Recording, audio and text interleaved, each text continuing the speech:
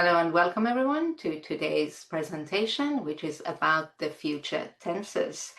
Today we're going to be looking at 4 of these: future simple, I will do, the be going to future, and also the use of present tenses, that's present continuous, I am doing, and present simple, I do, for future actions. Let's have a very quick look at formulation first. For future simple, nice and easy, I, you, we, they, he, she, it will or won't, plus the base verb. But I have a very important note to give you here. In spoken English, will is often contracted to apostrophe ll, but only in positive sentences, not in negative sentences. So avoid saying I'll not. It's very uncommon. Always use the contracted negative form, won't. So that's for future simple. The be going to future, obviously, because it has the word be in it, that's the bit that gets conjugated. So it's I, am, or am not, you, we, they, are, or aren't, he, she, it is, or isn't, that's for the verb be. Then we add the phrase going to, and then the base verb do. I know you're all very familiar with this, but I have 2 little notes that you need to be aware of. The first one is we can also use shall with the pronouns I and we for the future simple tense, but this may sound too formal. So it's always better to limit the use of shall to making offers and suggestions in dialogues. For example, shall I get you a drink? Yes, please. That's an offer. Or, shall we have a break? That's a suggestion. Yes, let's do that. So keep shall for these 2 functions. Use will for the future tense. The other note is about going to. I'm sure you have heard this word gonna, which is the shortened version of going to, but is very, very informal. So it's best used in spoken English only and in informal situations only. Now, if you are going to use it, if you decide to use it, remember that you still need the verb be. That has to be conjugated before gonna. So don't say I gonna. You need to say I'm gonna, or they're gonna, or he's gonna. So that's all for will and going to. Now, a very quick look at the formulation of the present tenses. As you know, present continuous. Again, I am, I'm not, are, aren't, is, isn't. And then now we just add doing, so the present participle. And the present simple, you're very familiar with this one. I, you, we, they, do. And then negative don't do. And of course, he, she, it does. Don't forget your S when you conjugate the present simple for he, she, and it. He, she, it does, and the negative doesn't do. The last note about formulation and the reminder is make sure you always start your questions with the auxiliary verb.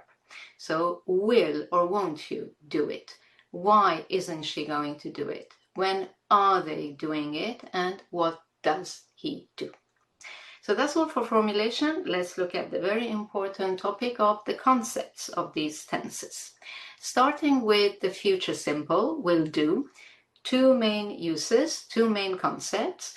The first one, which is usually in a dialogue, is a decision at the time of speaking in reaction to what you're hearing in the dialogue. For example, person A says, we've run out of bread. Person B says, oh, okay, I'll get some on my way home. The other concept of the future simple tense is a possible future action or a prediction of a future event or future action with some certainty. Not a lot of certainty, some certainty. For example, A can say, what time do you think you'll be home? And B can says, I guess I'll be home by 6. So that's for future simple. Now let's contrast this with the going to future. The going to future, when we use it, we're talking about a decision before the time of speaking. This is already decided. It's our intention to do so. For example, A can say to B, aren't you going to drop in on your mum? No, not today. I'm going to come straight home. Right? These are the person's intentions, personal plans. And also, going to can be used for a prediction, but when we use going to for a prediction, for a future situation, we give the listener the idea that we are more certain than if we use will. So, for example, are you sure you're going to be back by 6? Yes, I'm going to catch an earlier train today, so I'm definitely going to be back by 6. So that's the difference between will and going to for predictions. Now, just a note here that generally speaking, will and be going to are interchangeable for future predictions, except when we have clear present evidence. So if you say, oh my God, look at that huge balloon, it is going to burst any second. When the evidence is here, you are now absolutely 100% sure. In that situation, we don't use will. We only use going to. For other situations, when it's about I'm a little certain or very certain, they are interchangeable.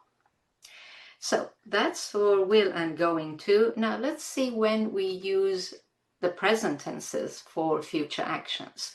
The first one, which is very important, is when we speak about personal arrangements. Now be careful, these are not just personal intentions, what I have decided to do. It's an arrangement. I have made an appointment, an arrangement, a booking with someone else, right? For example, A says, have you arranged a day to go and see your mom? Yes, I am visiting. Now we're using the present continuous. I am visiting her on Thursday because it's an arrangement between the person and their mother. In this situation, it is wrong to use the future simple, say I'll visit or I'm going to visit. It is necessary to use the present continuous tense for a future arranged action. And if we talk about more arrangements within this situation, we'll stay with the present continuous. Is your sister going with you? Present continuous. Yes, she is. I'm picking her up from work at 5:30. Right? So that's for personal arrangements. Now, another situation that will require us to use present tenses is scheduled events. For example, person A can say to person B, can you take a few days off next week? Unfortunately not. I'm attending a 3-day training next week. Again, if you use will or going to, it's not correct. It's arranged, it's scheduled, and therefore it should be present continuous. Now, once we start speaking about the event, the scheduled event itself, we switch from present continuous to present simple. So we don't say, when is the training starting? That doesn't sound correct. It's when does the training start? And the answer, it starts on Tuesday morning and finishes on Thursday afternoon. So these are the correct rules that as long as you follow, you will sound correct and clear.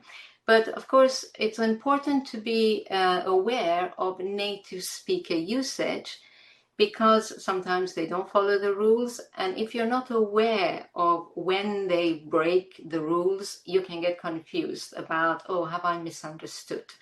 You haven't. So it's good to know when these rules are not followed by native speakers. And there are two cases here that you need to be aware of.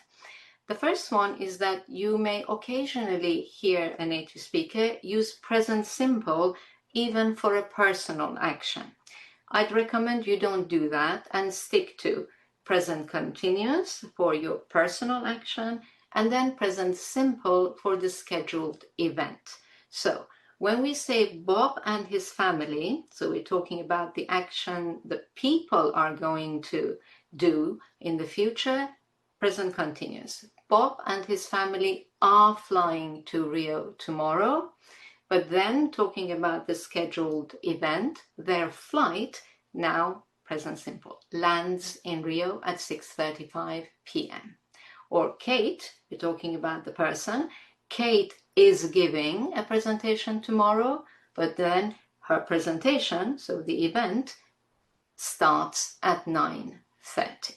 So stick to the rules is my recommendations, but don't be surprised if you hear sometimes a native speaker saying, Bob and his family fly to Rio tomorrow. Grammatically incorrect, but a native speaker usage mistake to some extent.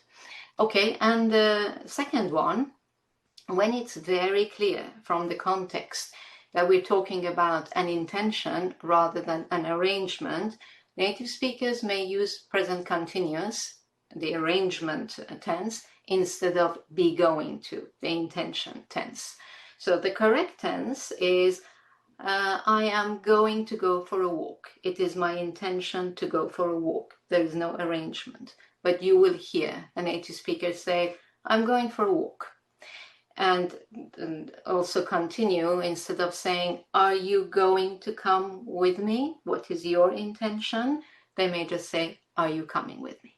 Once again, I would recommend you just follow the rules. If you're talking about an intention, use going to, an arrangement, present continuous. But don't be surprised if you hear this. We're going to end with a little dialogue. I'm going to read for you that includes all these tenses. Hopefully it will give you more context.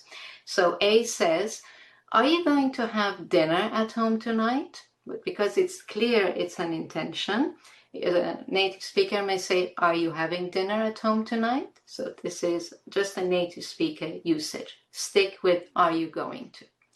No, I'm eating out with a couple of friends. Arrangement with friends. Which restaurant are you going to? What is your arrangement regarding the restaurant? We haven't decided yet. No decision, no arrangement. We'll probably go to a pizzeria. So possibility for the future, will probably go. What time do you think you will be back? Possibility or prediction for the future. I'm starting work early tomorrow, so I'm going to be back by 10. Why are you starting work early? So it's an arrangement. I'm attending an online presentation. It starts at 8:30. Right, I hope that has given you some clarification, some better idea of the different uses of these future tenses.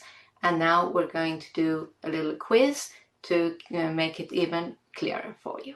Thank you for watching, and I hope to see you in the next lesson. I hope you've enjoyed this lesson. For more on this topic, click here. Remember to also check out my complete online course, and don't forget to like and subscribe. Thank you for watching, and happy studies!